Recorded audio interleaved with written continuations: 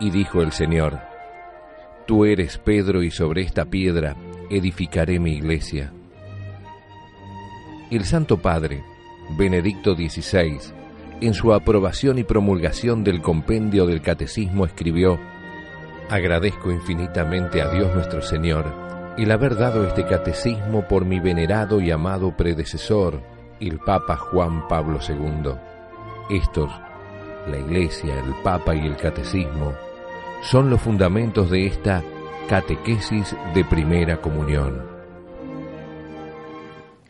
En nombre del Padre, y del Hijo, y del Espíritu Santo. Amén. Ave María Purísima, sin pecado concebido. Bienvenidos, queridos amigos, a nuestro programa 23, a nuestro curso para padres y catequistas de primera comunión. Bienvenida, Mónica. Gracias, Padre Juan María. ¿Cómo estás? Muy bien. Bueno, y continuamos entonces con nuestra catequesis, que como recordarán si es que han visto el programa previamente, está dividida en algunos bloques. En el primero tratamos la historia sagrada, estamos en el Nuevo Testamento, luego las verdades del compendio del catecismo, para, después de escuchar unos consejos de Mónica, hablar de la Santa Misa, aprovechando la instrucción para el misal romano. Y comenzamos con nuestra historia sagrada y vamos a hablar hoy de los Reyes Magos. Y dice así: a los 8 días de nacido el niño, tuvo lugar la ceremonia de la circuncisión, que era algo así como el bautismo para los judíos. Y al niño le pusieron por nombre Jesús. Más tarde fue presentado al templo. Allí lo recibió el anciano Simeón, que había pedido a Dios no morir sin conocer al Mesías. Dios oyó sus ruegos y le reveló que aquel chiquito que tenía en sus brazos era el Salvador esperado. Simeón tuvo una gran alegría y, profetizando, dijo: ruina y resurrección de muchos será este chico. Después, dirigiéndose a María, le anunció: una espada de dolor atravesará el corazón. Y desde entonces la Virgen supo que tendría que sufrir en su condición de Madre de Dios. Cierto tiempo antes de que todo esto ocurriera, algo muy raro había sucedido lejos de Israel. Hacia el naciente del país de Canaán se extendía la Mesopotamia y más allá, Persia. Por esa zona y tal vez más allá todavía, había 3 reyes. Reyes de reinos chicos, algo así como caciques de alguna tribu de aquellos pagos. Esos reyes eran astrónomos y astrólogos, es decir, que se la pasaban estudiando las estrellas y tratando de establecer la influencia que podrían tener en la vida de los hombres, cosa que todavía no está clara, de modo que no hay que llevarle la punta a los horóscopos. Con sus lentes barrían el azul del cielo en las maravillosas noches de Oriente y leían viejos pergaminos y tablitas cubiertas de signos extraños, heredados de los magos de Asiria y de Caldea. Por eso a ellos también los llamaban magos. Eran reyes magos. Y como estudiaban mucho, conocían los libros sagrados del pueblo de Israel, en los cuales habían aprendido a adorar al Dios único, aguardando asimismo la venida de un Salvador. Tal vez como fruto de sus estudios, tal vez porque algún ángel se lo sopló al oído, los reyes magos sabían que una señal en el cielo anunciaría el nacimiento del Hijo de Dios hecho hombre. Y buscaban esa señal noche tras noche, apuntando sus lentes hacia las brillantes constelaciones. Aunque sus reinos quizá no fueran vecinos y acaso ni siquiera se conocieran entre ellos, los 3 reyes magos descubrieron al mismo tiempo una magnífica estrella, luminosa, nítida, que apareció en su campo visual súbitamente. No dudaron ni un minuto, esa era la seña que esperaban. También sin dudarlo, los 3 se pusieron en marcha para saludar al Redentor que nacería. Cada cual reunió a su séquito, cargaron de regalos sus camellos y emprendieron el viaje. Y se encontraron en una confluencia de caminos. Allí seguramente se hicieron las presentaciones del caso. Mucho gusto, soy Gaspar. Encantado, yo, Melchor. El gusto es mío, Baltasar. Baltasar era negro, según dicen. Siguieron viaje juntos, detrás de la estrella que guiaba sus pasos. Al acercarse a Jerusalén, no vieron más la estrella. Preguntaron entonces por el rey, para averiguar dónde nacería el Mesías conforme a las profecías de Israel. Era natural que así lo hicieran, pensando que entre reyes habrían de entenderse, pero no sabían con quién se metían. En Israel mandaba Herodes, un rey malísimo, acomodado con los romanos. Los magos le dijeron: oiga, Herodes, ¿nos podría informar dónde ha de nacer el rey de los judíos?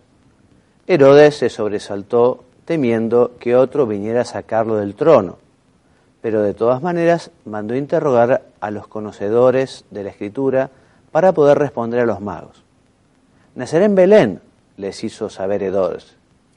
Vayan para allá. Una vez que hayan encontrado al futuro rey de Israel, avísenme, así yo también iré a adorarlo.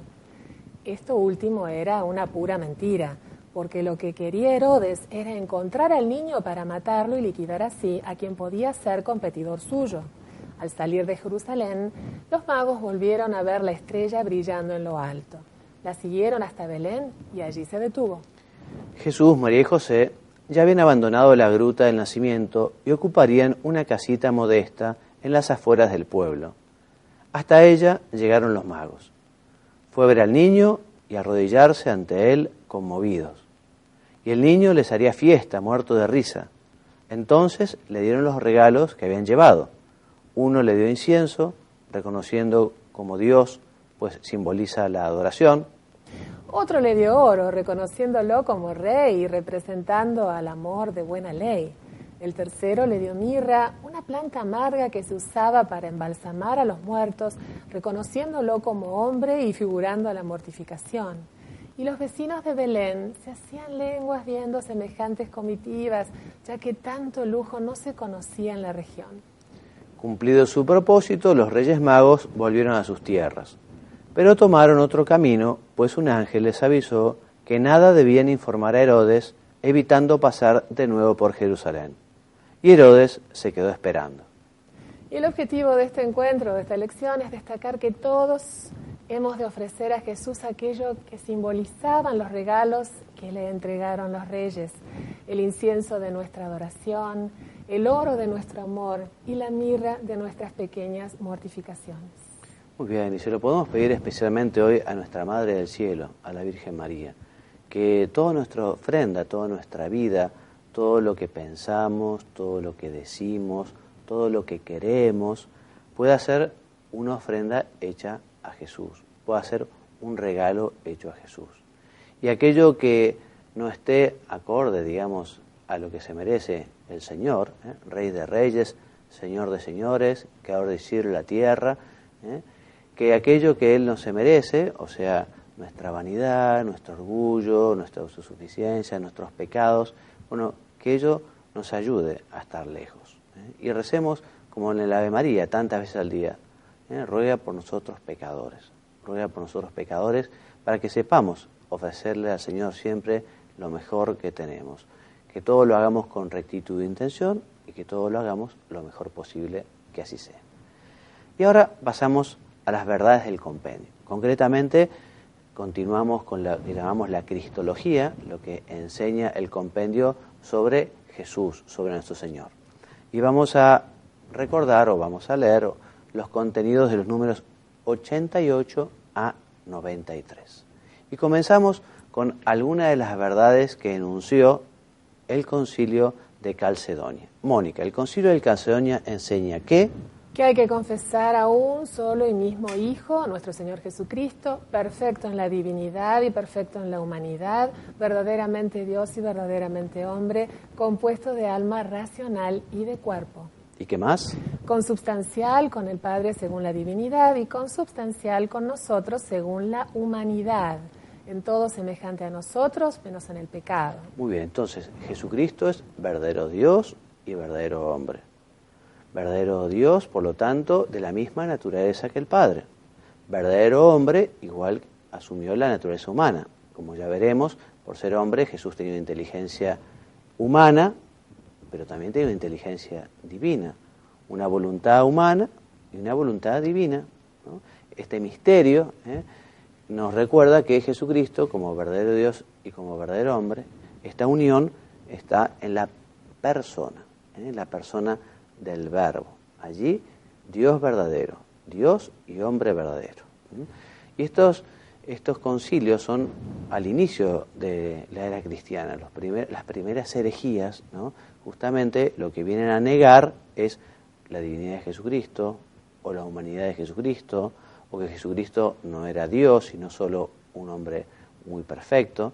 Entonces los primeros concilios, Nicea, Constantinopla, Calcedonia, vienen a aclarar y a decir claramente quién es Jesucristo, quién es el Espíritu Santo, quién es el Padre. Entonces, Jesucristo, verbo nacido del Padre antes de todos los siglos, según la divinidad. Y por nosotros, y por nuestra salvación, nacido en los últimos tiempos de la Virgen María.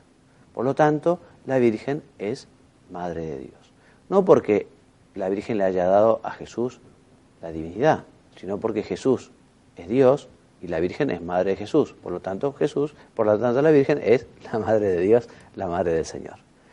Entonces, la Iglesia expresa el misterio de la Encarnación afirmando que Jesucristo es, Mónica, verdadero Dios y verdadero hombre con dos naturalezas, la divina y la humana, no confundidas, sino unidas en la persona del Verbo. Muy bien. Por tanto, todo en la humanidad de Jesús, los milagros, los sufrimientos, la misma muerte, debe ser atribuida a su persona divina, que obra a través de su naturaleza humana. Entonces, el Hijo asumió un cuerpo dotada de un alma racional humana. Porque si Jesús es verdadero hombre, no existe un hombre sin alma. Jesús es hombre, por lo tanto tenía un alma. Y también tenía una inteligencia humana. Jesús aprendió muchas cosas. Aprendió de su madre a rezar, aprendió de su padre a realizar el oficio. Jesús fue aprendiendo. Pero también como hombre, el Hijo de Dios tenía un conocimiento íntimo e inmediato de Dios Padre. Penetraba a sí mismo los pensamientos secretos de los hombres y conocía plenamente los designios eternos que Él había venido a revelar. Entonces, Mónica, Jesús tenía una voluntad divina y una voluntad humana. Perfecto. Entonces, en su vida terrena, el Hijo de Dios ha querido humanamente lo que Él ha decidido divinamente junto con el Padre y el Espíritu para nuestra salvación. O sea que la voluntad humana de Jesús fue siempre perfectamente unida a su voluntad divina. Entonces la voluntad humana de Cristo sigue sin oposición o resistencia a su voluntad divina y está subordinada a ella. Muy bien, entonces nuestro Señor asumió un verdadero cuerpo humano, mediante el cual Dios invisible se hizo visible. Por esta razón, Cristo puede ser representado y venerado en las sagradas imágenes. Cuando escuchamos a veces que dicen, bueno, pero ustedes adoran a las imágenes. No, nosotros no adoramos a las imágenes. Las imágenes nos representan a las personas que queremos. En este caso, a Jesucristo, a la Santísima Virgen, al Padre o al Espíritu Santo. Uno no adora el cartón, no adora el yeso, sino lo que hace es, a través de esa imagen que es piadosa, uno se dirige a la persona de Jesucristo, de la Santísima Virgen, del Señor, del Espíritu Santo. Bien, Cristo es hombre verdadero y por eso amó y quiso con corazón humano. Este corazón, traspasado por nuestra salvación, es símbolo del amor infinito que Él tiene al Padre y a cada uno de los hombres. Es muy bueno que seamos muy devotos del Sagrado Corazón de Jesús y que querramos que nuestro corazón esté siempre en sintonía con el suyo, que nuestro corazón esté unido al suyo, que todos nuestros amores también puedan estar en el corazón de Jesús. Y en pocas palabras, Mónica nos va a hablar un poquito de su experiencia como catequista y como madre. Gracias, Padre Juan María, hoy traigo es una advertencia del Padre Eliezer Salesman, este sacerdote del cual estuvimos hablando la semana pasada. Él nos invita muy seriamente a los catequistas a que tengamos en cuenta lo siguiente. El Espíritu Santo va a estar siempre, todo creyente sabe, ¿no?, que el Espíritu Santo está siempre dispuesto a ayudarnos, a asistirnos en el momento que justo lo necesitamos. Pero, fíjense, leemos juntos esta plaquita. ¿Qué dice la anterior, Padre Juan María? El Espíritu Santo no es un suplente listo a reemplazar lo que nuestra pereza no quiere hacer. Repito, son palabras fuertes que van dirigidas a los catequistas, pero es muy cierto, nosotros somos responsables, es decir, tenemos que saber responder por lo que los catequizandos aprendan o hayan comprendido al finalizar cada encuentro. Si pasamos a la otra plaquita, vamos a leer esta frase de San Francisco de Sales juntos, que dice: al amor le pasa como al fuego. Aunque se quiera tener oculto, el humo lo delata saliendo por las hendiduras. Y yo agrego que a la buena preparación previa le pasa lo mismo que al amor y al fuego. También se percibe cuando tenemos una buena preparación previa, y también se nota cuando esa preparación previa está ausente. Así que seamos buenos catequistas y preparémonos bien antes de cada encuentro. Muy bien, Mónica, muchas gracias. Bueno, y continuamos con nuestra instrucción al misal romano. Estamos siguiendo la Santa Misa paso a paso, y ya nos encontramos en la liturgia eucarística, ¿no? Entonces, yo les recomiendo que quienes realmente quieran profundizar en esto, no dejen de leerlo después todo seguido, ¿no? Y es el típico documento para subrayar, para anotar, Todo lo que aprendamos siempre de la misa siempre será poco, puede ser el misterio central de nuestra fe, y es sumamente importante procurar siempre profundizar en el misterio de la misa, leyendo, por ejemplo, este documento o algunos libros muy piadosos que hay sobre la misa. Entonces, continuando con la liturgia eucarística, una vez colocado el cáliz sobre el altar, el sacerdote profundamente inclinado dice en secreto: acepta, Señor, nuestro corazón contrito y humillado, ¿no? Y el sacerdote reza piadosamente, ¿no? Si hay incensación, el sacerdote pone incienso en el turíbulo primero, lo bendice e incensia las ofrendas, la cruz y el altar. Habitualmente no se ve mucho en las parroquias el uso del incienso, pero en las misas más solemnes, la misa del Santo Padre o a veces en la catedral, allí se usa mucho más el incienso y el canto quizá más solemne, gregoriano puede llegar a ser, ¿no? Que es una maravilla y que es procurar aprenderlo para que dignificar también la liturgia, que tiene una riqueza extraordinaria, ¿no? Bueno, entonces el ministro, situado al lado del altar, inciensa al sacerdote y luego al pueblo. El pueblo se pone de pie cuando el ministro hace ese gesto que es una reverencia primero, y luego inciensa al pueblo. Después de la oración, recíbenos, Señor, o después de la incenciación, el sacerdote de pie en un lado del altar se lava las manos, ¿no? Diciendo en secreto: lava del todo, mientras el ministro vierte el agua. Lávame, Señor, ¿no? Y purifícame. Después, vuelto al medio del altar, el sacerdote de cara al pueblo, extendido y juntando las manos, invita al pueblo a orar. Oremos, hermanos, para que ese sacrificio de ustedes sea agradable a Dios Padre Todopoderoso. Y el pueblo responde: el Señor recibe como ese sacrificio muy vuestro, ¿no? Bien, entonces el pueblo se levanta y responde: el Señor recibe este sacrificio. Y luego el sacerdote, con las manos extendidas, dice la oración de las ofrendas, que junto con la oración inicial y la oración colecta, la oración de las ofrendas es habitualmente propia de la misa, ¿no? O sea, la misa del domingo, la misa de los santos, cuanto más solemne es la misa, tiene más oraciones que son propias, ¿no? La colecta siempre. Después la de las ofrendas puede ser propia o puede ser si es un santo, puede ser de todos los santos, que se rece solo la oración colecta de ese santo y que no tenga una oración sobre las ofrendas propia, ¿no? Estas cosas a veces a ustedes les pueden superar, padres de familia, catequistas, ¿no?